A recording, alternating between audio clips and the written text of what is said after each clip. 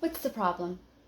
The problem is that life is so flippin' hard that your mind and body can go into survival mode if you're fighting for too long. And a problem no one ever tells you about is that you also end up having to survive survival mode.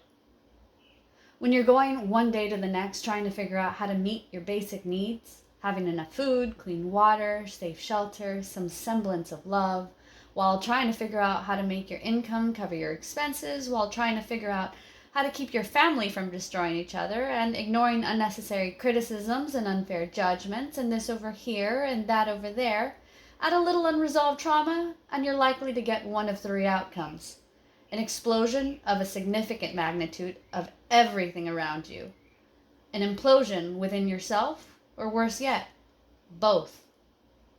While your conscious mind attempted to put out all the fires around you, a disaster zone developed within you. Now you're unable to focus, unable to attend to your basic needs, and you've turned everyone into an enemy because everything around you seems to be body slamming the life right out of you in the process. And all that your self-loathing will allow you to focus on is how you'll be self-soothing. This is sometimes when one inadvertently picks up an unhealthy habit. Alcohol, drugs, sex, food, shopping, social media, whatever. We've all got our preferred pleasures, escapes, and rewards.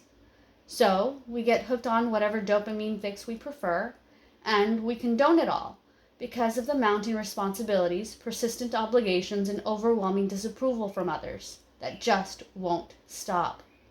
With no one else doing much to make us feel good, we begin to dilute ourselves and alter who we are, not because that was the decision that we made, but because the decision we had to make was whether to add something when we felt everything was being taken away. Our sanity, our joy, or even our health.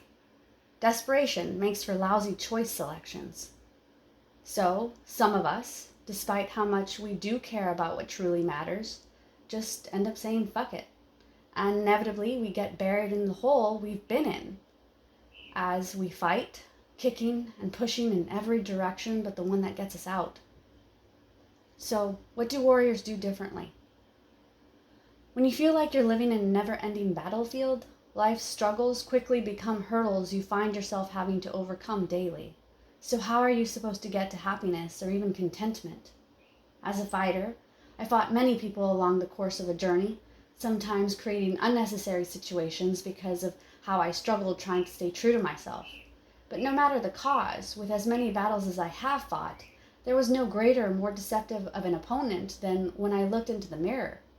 As a fighter, we fight with everyone and ourselves and may not always accomplish anything.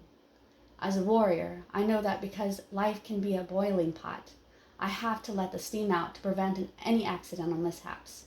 I know that inner strength is more easily accessed after self-care, and that it's better to take 5 minutes when sensing the pressure rising than taking a full day recouping from unwanted aftermath. And although you may want to escape life from time to time, a warrior knows that escape is just an illusion. Instead, we should choose to respect reality, knowing that it is where rewards are found.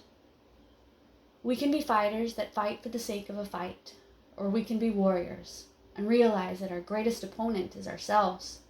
So if you are going to fight someone, start by looking in the mirror. Challenge yourself to be like a warrior and do it like a warrior with mindfulness, intention, and restraint. If we can survive and overcome ourselves, what couldn't we overcome? Who couldn't we deal with? And what couldn't we accomplish?